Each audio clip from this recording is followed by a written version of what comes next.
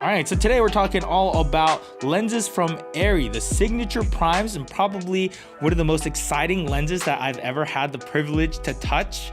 And hopefully I don't drop. I'm actually gonna put this down right now before anything bad happens. So one of the things I wanna talk about is the differences between really nice lenses, such as this one, and one that you can find on Amazon for $50. And to talk about that, we have Art from ARRI. I feel like we need a grand entrance. Because you're ARRI. Okay. It's like that's kind of a big deal. You want to do the best entrance? Is coming through the backdrop. You want to? I'll come through the back. I've never come through the backdrop. Basically, you rip through and you go, "I'm here, motherfuckers." Or you could, you don't have to say that. Tony, my boss might get. Okay. So today, to help us talk about the ARRI Signature Primes, we have a lens specialist from ARRI, Art Adams. Woo! Yeah, there we go. I've done that before. That was cool. That was fantastic. I feel like you've done it many times before. I'm sure most of you already know of ARRI. I talk about them a little too much, maybe. First of all, congratulations on some of the Oscar nominees. ARRI Alexas were used to shoot 1917, which blew my mind. Actually, this lens, huh? Yeah. And even this focal length, the Signature Primes, 40mm T1.8. And the 35, yeah. And the 35. So between those two, shot the whole film, huh? Yeah, I believe so. And then there was Ford versus Ferrari, which used the Alexa LFs, right? So large format. And then the Joker used LF as well as the 65. We can't mention the Oscars without mentioning Parasite, which was also shot on the ARRI Alexa. So I think it's safe to say ARRI knows a thing or two about cameras and lenses. When you're comparing a inexpensive photo lens that you can find on Amazon for $50, and you compare it to something like this, I want to say the first obvious difference between a cinema lens and a basic photo lens is, one, you have gears. So we like having that so that we can plug in follow focus units to it and have our first AC pull focus and all that. So it's nice the way it's designed, and all the different lenses all have the same rotation amount, right? And also they're all set at the same distance. So when you're swapping out lenses, then it's a very smooth transaction. How fast you work really determines how fast everyone else can work. And lens changes are typically one of the things you have to do the fastest, because until there's a frame up, nobody really knows what you're looking at and nobody really knows what has to be done. When I was a second camera assistant, I was taught always put the lenses right behind the camera, so that as soon as the DP says, I want to see the 28, well, you turn around, bam, bam, bam, bam, bam, and you do it. And if the lens is the same size, you don't have to change much. So the gears can all stay in the same spot. You don't have to futz around and move with stuff. Open up the matte box, pull the lens off, put another lens on, close the matte box. Right. Go. So there's the obvious physical differences between a cinema lens and a photography lens, but there's many different levels to lens qualities, right? Someone once told me, and it's a really interesting perspective, that all lens design is compromise. Yeah. Because it's all bending physics, and bending physics costs money, and you're always giving up something to get something else. And with really inexpensive lenses, you're trying to get a decent image at a reasonable cost. And there are some lower cost lenses that are actually really good in specific areas, but they're always compromising somewhere. So you could get a really, really sharp lens, maybe it has more chromatic aberration, or you fix chromatic aberration and it gets a little soft. There's always a balancing act. So, and you get a better balance when you pay more money, because it just costs more. You need to use better glass. The manufacturing process is more complex. There's different ways of polishing glass now where they use these molecular fluids and magnets and really strange stuff. And in this lens, there are glass elements that are more valuable by weight than gold. So I get to hold on to this, right? Right? You guys are leaving this here? We'll work something. We'll work something. When I first picked one up, I was surprised at how lightweight it was. It's actually not terribly heavy, because this is magnesium. Yeah, it's all magnesium. And the trick with magnesium is a lot of times if you machine it, it can catch fire due to friction, and then you can't put it out. So we had to figure out a way to do that, and we did. Also, we wanted all the lenses to be the same size, so even if some focal lengths could have been smaller, we did want to do that, because then that means you're messing around when you're changing lenses, moving gears around and stuff like that. And we know film crews want speed. They have to work very quickly. So all you have to do is pop open the matte box, pull one lens off, put another one on, close the matte box, and off you go. Good to go, huh? Yeah. But it's really good glass, and that's what we need to get the kind of performance out of this lens that we want to get. I mean, it's It's got a lot of qualities to it that I've never seen in other lenses before. Part of it is we came out with the new mount because we wanted to be able to put these lenses on any camera, so Super 35 or large format and PL. We invented PL in the 80s, and it's just outdated. It was meant for film. It was just too limiting because you have to leave room for a spinning mechanical shutter. The more room you put between the lens and the sensor of the film, the harder it is to design really high-performance lenses. So if you can get rid of that space and move the lens closer to the camera, and this is actually in the stills world, why all the stills manufacturers are going to mirrorless cameras. It's because they can shrink that distance. For the same reason, we couldn't have made these lenses unless we shrank that distance and made the back of this mount a lot wider. And then these Signature Primes are obviously prime lenses, so they don't zoom, but that was how you were able to get the best image out of each of these lenses, huh? Yeah, and that's probably the first step, I think, in any lens family is you come out with the primes, because the primes are the ones that can be as perfect as possible. Zooms are always going to be a little bit more of a compromise because there's a lot of moving elements, a lot of things happening at once, and they all interact. And it's a much more complex process to make that. And I mean, these are miniature zooms too. So if you look at focus breathing, that's another difference between still lenses and really good cinema lenses like these or master primes. When you rack through focus really quick, they don't do this. And you see that on still lenses because still lenses don't need to fix that because you're just looking at one image at a time. Right. So you can make lenses less expensively by not correcting that. But sometimes in a cinema lens, that can be really distracting. If you're trying to throw a focus and you want it to be kind of a subtle thing, just going from one face to another. Right. If the image goes, maybe that's a little bit much. These generally don't do that. At the extreme wide and the extreme tight end, they do a little bit of that, but in the mid range, it's invisible to the eye. Interesting. So if you're just racking from something really close in the foreground to something really in the background, you'll just see the focus shift. You won't see an image shift at all, or an image size change at all. Right. But that means the lens inside is actually zooming. So as we're moving the elements that focus, that naturally changes the size of the image. So we have another set of elements in there that are compensating for that perfect. Really? Yeah. So that's how you compensate. You don't get rid of it, you compensate for it, huh? Right, because interesting. A simple lens is always going to change image size. It's always going to do that little zoom when you change focus. The hard thing is to get rid of that.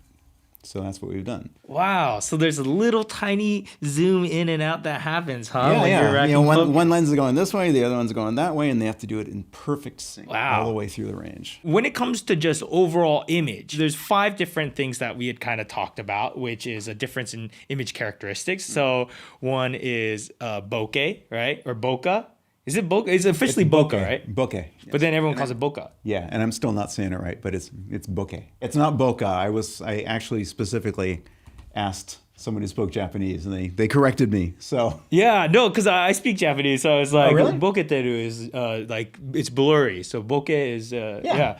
So that's the way. So I've been saying it right because everyone corrects me. They go, "It's bokeh, dude." Nope. I've actually trained my brain to say bokeh because so many people were trying to correct me. I'm like, maybe it's a different word, but yeah, if it's based off the Japanese word bokeh, it is. Yeah, okay, sweet. And then of course there's chromatic aberration, which I kind of knew about, but we'll definitely need to dive into that because there's a lot in chromatic aberration that really affects the image, whether you know it or not. And then there's also sharpness, and then there's spherical aberration. Which I actually don't know much about. So you're going to have to school me a little bit there. And then finally, distortion, which is another big aspect of it, which most of us are familiar with because I think that's probably one of the most obvious things to recognize. Mm-hmm. Typically, you see that in super wide and super long lenses. So a wide angle lens, you'll typically see barrel distortion. The edges go like that. Yeah. And then long lenses, you see pincushion where the edges go like that. So basically, it's a difference in magnification between the center and the outside edges that kind of squish or pull things. Right. We could probably honestly recognize it on this lens here because right here I look generally proportional, but as I go to the edge, there you go. Yeah. Look at that. Now I'm nice and wide. It depends on how wide that is. So there's a difference between distortion and perspective. So if you look at, say, a 15 millimeter lens, super wide, our 15 millimeter Signature Prime, if you get on the edges, you'll get stretched. But that's just because now the distance between this side of my face and this side of my face is really different compared to where the camera is. Interesting. And if I come to the center, then the sides of my face are more in line with each other. They're the same distance. Interesting. So it's really perspective that you're seeing. If there was a straight line here and it got over here and then you started seeing it curve, yeah, that's distortion. I see. Signature primes have no more than 1% distortion, and it doesn't matter what lens you're on. So what it basically means is if you put these on a lens projector with you're projecting straight lines, you can kind of see it if you look for it, but in reality, you're not going to see it. Zoom lenses are really interesting because you can see those change as the lens zooms. So I've seen zoom lenses where they'll start out, pincushion in the middle, they'll become barrel, and then at the long end they'll become pincushion again, and they just keep changing all the way through. Because zoom lenses are really difficult to make. So there's a lot of compromises in there, and that's one of the things sometimes they'll let go in order to fix something else. One of the things that I thought was interesting was for distortion correction, you were saying there's a lot of cameras that have a map, right? So it automatically corrects the distortion without you even knowing. So it's almost skewing the image a little bit, huh? Right. Still cameras, as far as I know, all of them, and the still camera lenses talk to each other. Mm-hmm. And the lens manufacturer will make a distortion map and also a chromatic aberration map so that when the camera takes the picture, it will process the image through that map and then show you an image that doesn't have those characteristics. Does the same thing, say, if you're in photo editing software. Before you ever see the image come up on your screen, it's gone through that map. So all those imperfections are dealt with. It's a great way to make inexpensive but reasonably high quality lenses, and you just never see what the issues are because in a still image, you can correct that because the processing power is there to correct one still image at a time. When you're shooting 24 frames a second, you don't really have the processing power in a camera to do that unless the camera's really big and it's sucking a lot of power. Interesting. So you could have a lens on a photo camera and be like, oh, this has no distortion. Throw it on a cinema lens and then all of a sudden there's all this skewing going around. Oh, yeah. So now let's get into chromatic aberration. When light comes in through a lens, you're trying to bend it to a focus point, but the different wavelengths of light, the different colors of light, bend at different rates. As they disperse, you also have to bend those back again so that they come together at a point. So if you have white light coming in through a lens, you want to make sure that the other end you don't end up with a rainbow. Here's a glass element, you have light coming in like this, and then when it comes out the other side, you've got, say, red, green, and blue coming out and bending at slightly different rates. So then you have to put another element here that tries to then bend them back. Every time you add an element that's doing something, you have to keep that in mind, that you're spreading these wavelengths of light that create color. So you're always trying to bring light back together at a point. Can you close up on my face and add an explosion to my head? Okay, cool. That should be a cool little effect. Oftentimes, lenses will correct for this very well, or fairly well, at the point of focus.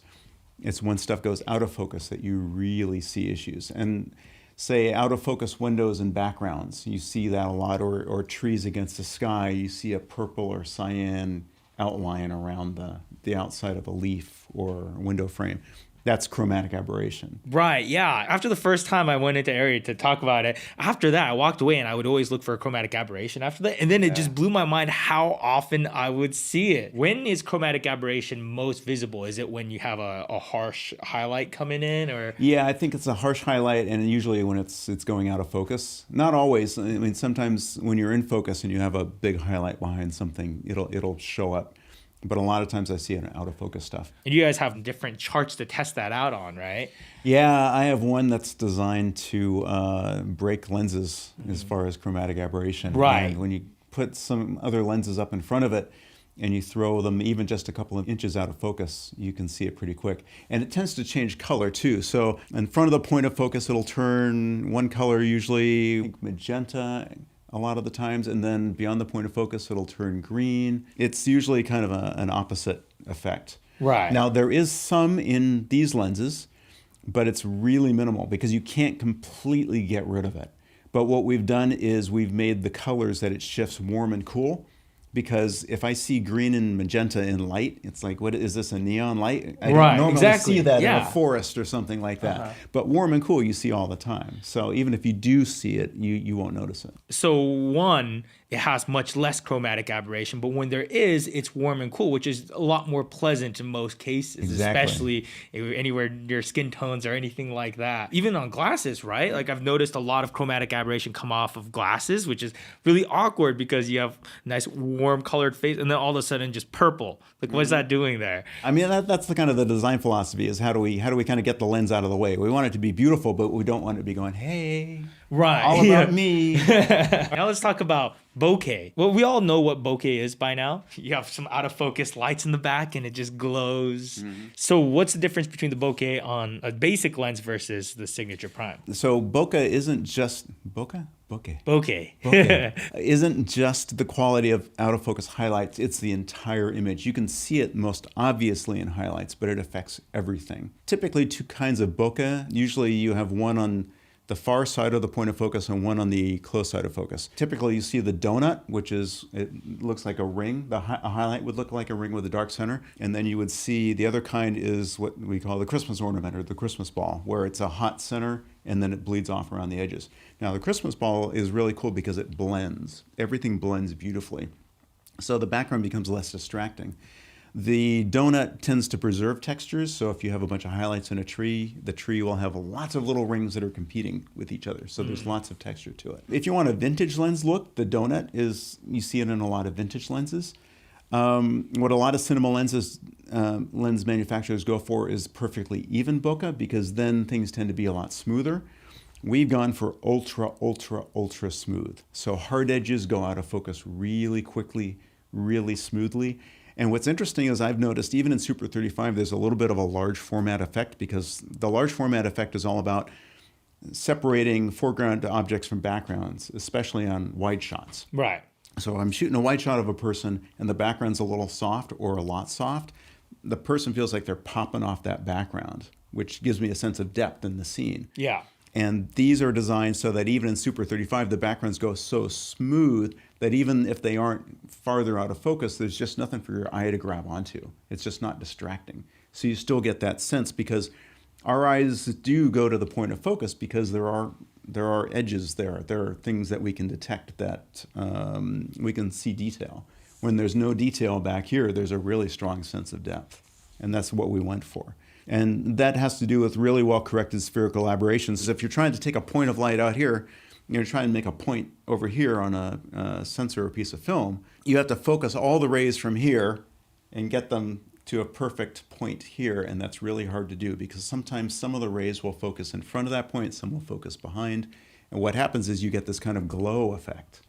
So it's almost like you have a sharp image and a soft image overlaid on top of each other. I've seen it before, but I wasn't ever able to kind of put my finger on it, having a point in focus and super sharp, but then almost having like a layer of haze in front of it, sort of. And that point, maybe 50% of the rays are focusing, and then the other 50% are focused a little bit in front or behind, so they're actually out of focus. Yeah, so some lenses, if you're wide open, you can't get anything in perfect focus. And that's a great example. If you're wide open and you're looking at it and like you can see some detail, but it has this little kind of what I call this ghostly glow. Yeah, that's what that is. That's exactly the best way to describe it. So yeah, a lot of lenses I never really go wide open just because I start seeing weird things like that or flares. But this one, I guess shooting at T1.8, no problem. It's not a problem. We actually have one DP who loves to shoot these wide open and then close down a couple stops on his close-up, so he keeps more of a face in focus on large format. There aren't a lot of lenses where you can do that and get the same look, because between wide open and closing down a couple stops, most lenses change dramatically. Wide open, they'll have that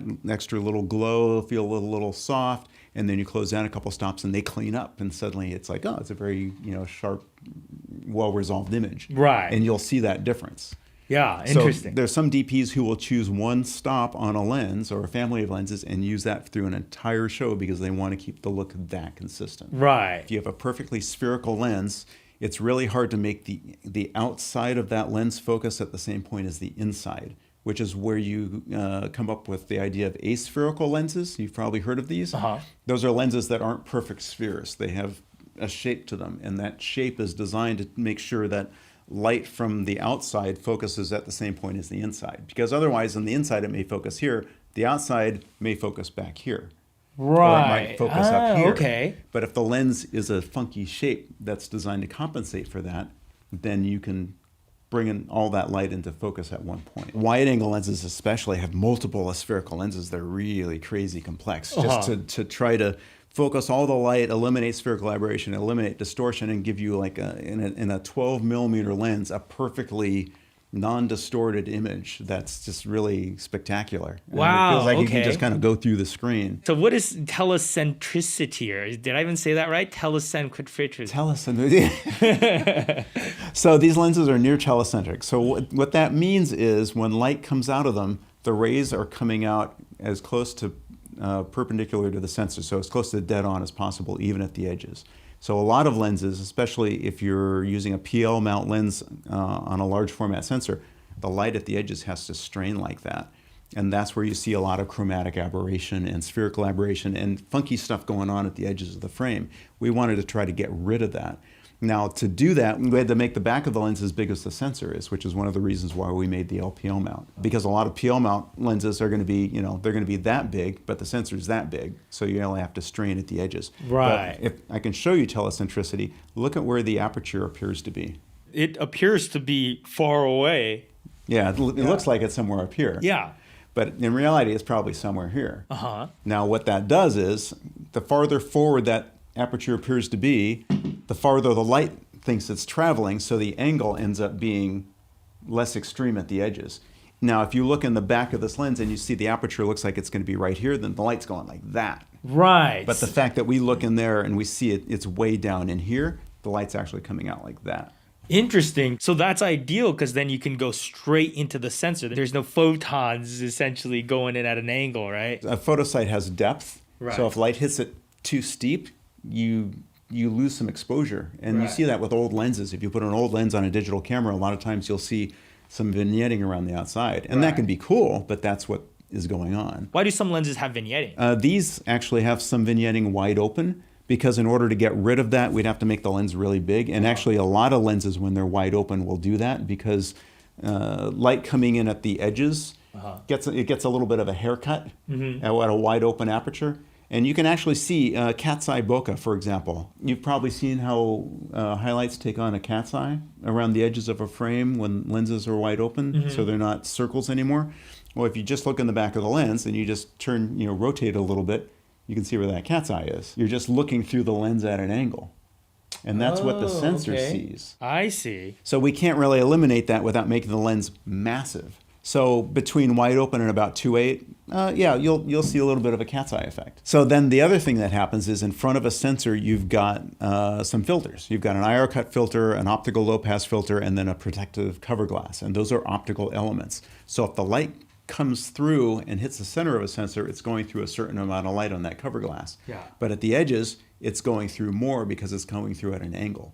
Ah, okay. And digital lenses actually have to be designed with that in mind. Film lenses, like old film lenses, don't take that into account. So they actually look funkier on digital cameras than they ever did in film. One of the other reasons this is telecentric is because light goes through that cover glass or that filter package as close to the same angle as possible all the way across. So we eliminate all those weird effects. You put a coat over the glass, right?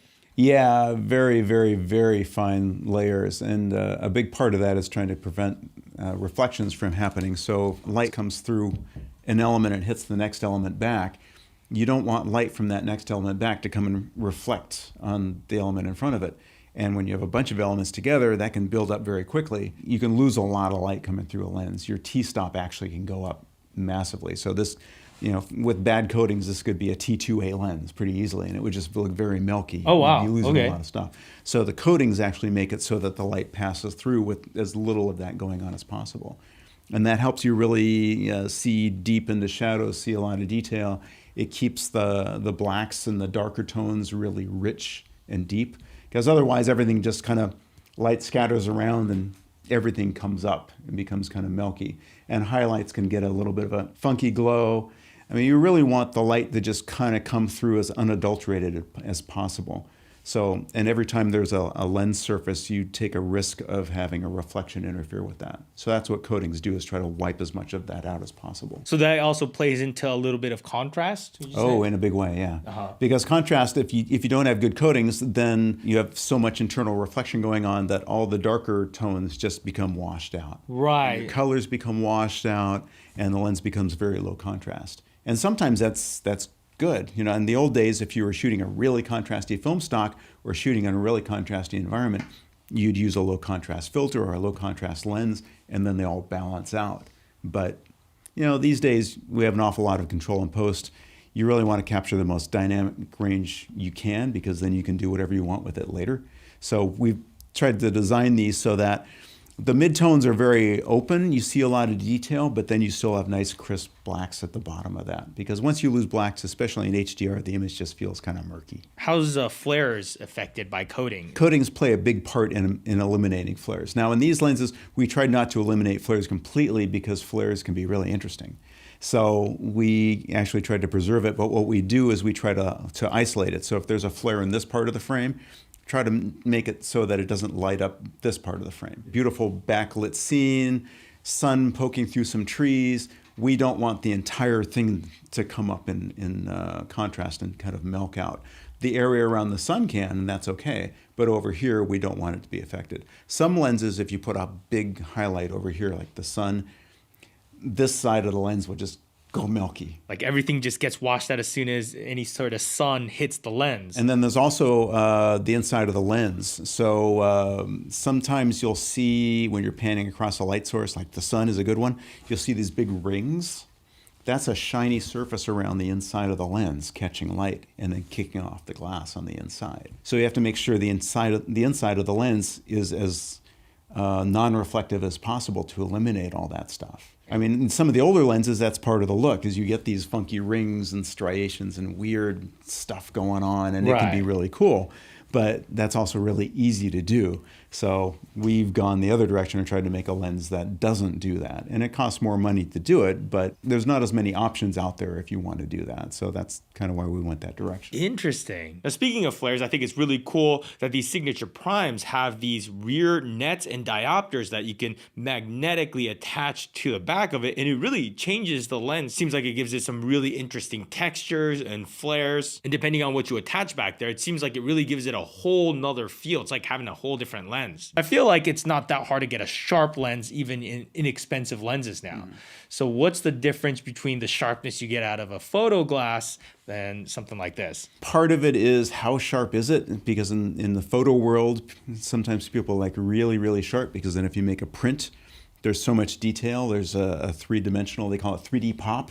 It almost feels like the image is coming off the page. But in moving images on a big screen, that can be a bit much. And then there's a lot of people who really like soft lenses because they're very flattering. It's hard to go wrong, even if the makeup's not right on an actor or actress's face. So what we've tried to do is kind of walk that line and try to come up with the most natural looking lens we can. And there's some secret sauce in here that even I don't totally understand. But we've really tried to get the resolution as high as possible, but without that extra edge sharpening effect that feels artificial. Oh yeah, no, I hate that look of just over sharpening. One of the things I find interesting is that this is an incredibly sharp lens, but it also has a timeless look. Isn't that kind of the approach that you guys took? Well, and what's funny about that is that means something different to everyone we show it to, because people will say, oh, this lens has such a classic lens look. Well, what does that mean? Well, skin feels soft. Yes, but then if you really punch in on it and look at it, it's like, oh, you can see everything. All the details there. It's just not artificially sharp. Right. It's almost like really just sharpening the things that we would recognize in person. It just feels very natural, huh? Yeah. It's like if I'm looking at you right now, I'm not examining your skin. It doesn't look over sharp to me. It just looks real. Right. And that's what we tried to do here. Yeah, but exactly. On camera, when it's over sharpened, the first things you see is like, oh my God, those pores. And that's when you know it's like, oh, that's way too sharp. Huh? Right. What was interesting to me is that I'm kind of used to hearing, timepieces being shot on film with vintage lenses. Here we are now with 1917, mind-blowing piece on World War I, shot on some of the latest and greatest technology, Alexa LF with Signature Primes. Huh? Yeah, I think it's a matter of whether you're trying to to play off people's nostalgia because, if someone's trying to shoot a film that takes place in the 1970s, well, maybe you want to make it look like a film that takes place in the 1970s by using the same technology. That's a valid approach. Or you might try to just create the most realistic images of settings that look like the 1970s. Right. And both are valid approaches. It just depends on whether you want to play off that nostalgia or you want to play off the realism. Right, yeah. Totally felt like I was there when watching 1917. Those have been shot with lenses from that era. It would have been a very different look. It would have been more abstract. It would have been softer. There would have been more aberrations, and you would have felt more separate from it. Right. Whereas these lenses just kind of drop you right in it. Yeah. And most importantly, all the markers glow. Yes, so that's where most of the R&D went. That's just those little details. It's like when you buy a really nice car, and the emblem lights up on the dashboard. And like, oh, someone thought of that, The focus marks lighting up. That's one of those extra little things. And it's also just to make someone's life easier, which is the other thing, is we kind of understand how these things get used on a set.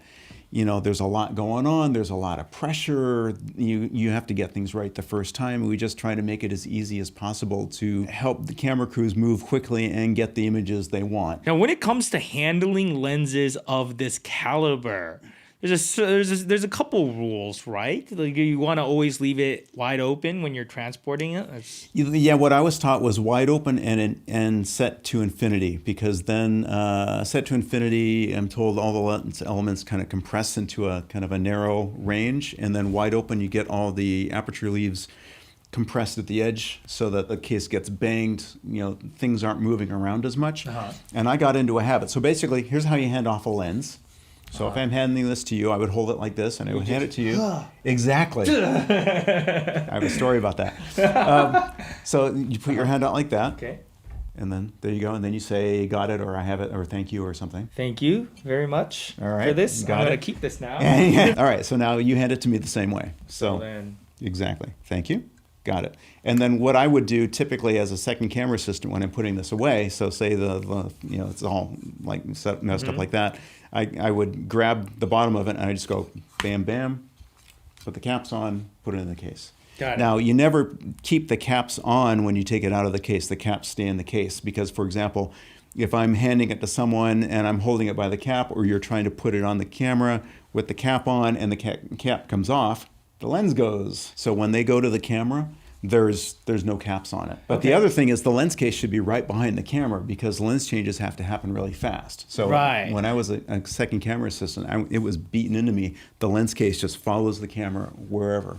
And then when it comes to cleaning a lens like this, so this is what I was taught. You could tell me if I'm correct. So basically you just take this, crumple it up, and then spray once or twice. And then you start rubbing down the lens in circles from the center and then work your way out. But this is after you blow it with the little squishy thing. That's a little squishy thing. That's first. Well, so if you ask my product manager, he would say use this ARRI microfiber. Exactly. He actually had these specially made. But yes, you never want to put liquid on the lens, because then it can run around, it can pool, it can get inside the lens, and then bad things happen, because it's easy to get it inside the lens. It's really hard to get it outside of the lens.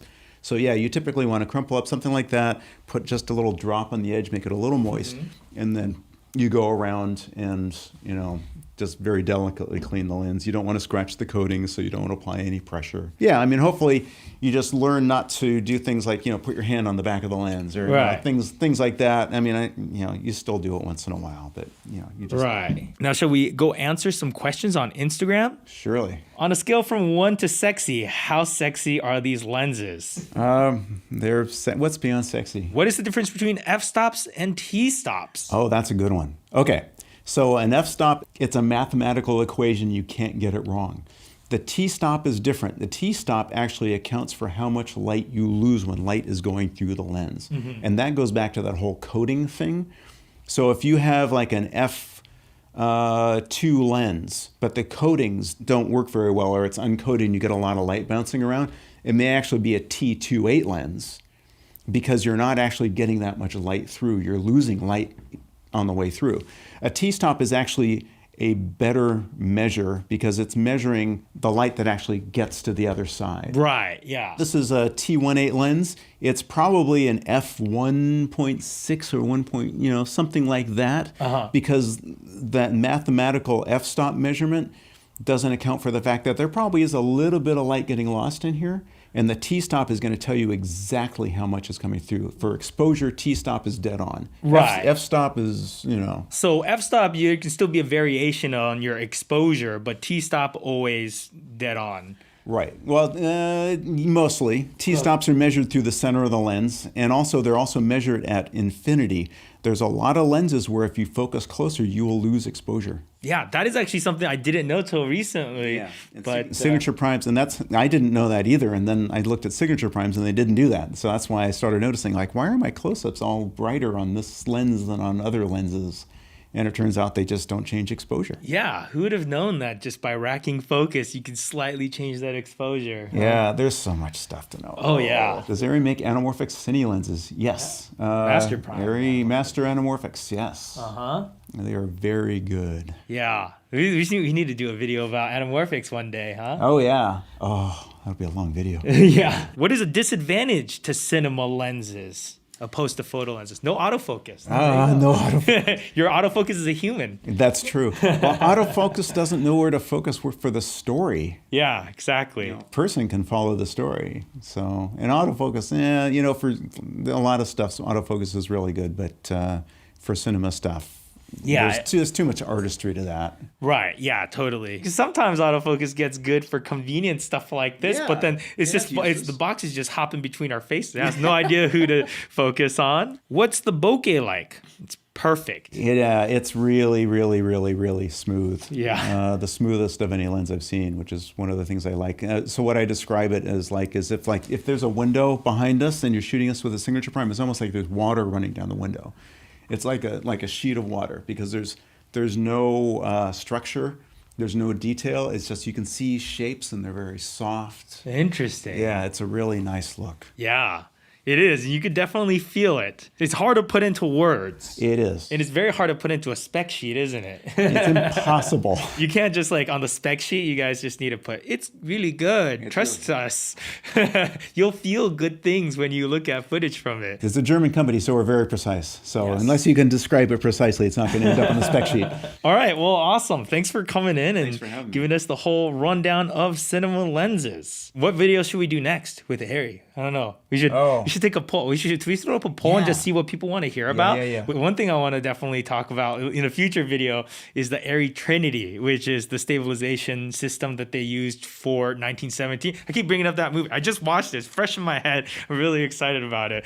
But you look at the movement through that film and it's just mind-blowing. And yeah, the ARRI Trinity is the way they were able to accomplish a lot of those shots. So that's awesome. And with this lens right here, I guess most of the shots were shot on this 40 millimeter, except for apparently one shot on a 35, but the rest of it was shot on this very focal length. Wow. So all you need is this one lens. See, I was going to say, it gets really expensive once you start adding up the other lenses to get the whole set, but really you only need one. You only need one. Maybe borrow the 35 mil for one day and you could shoot an Oscar-nominated film. Yeah, World War I films are pretty cheap. You just get the one lens and you're good. Yeah, and then just spend the rest of the budget on costume and explosions.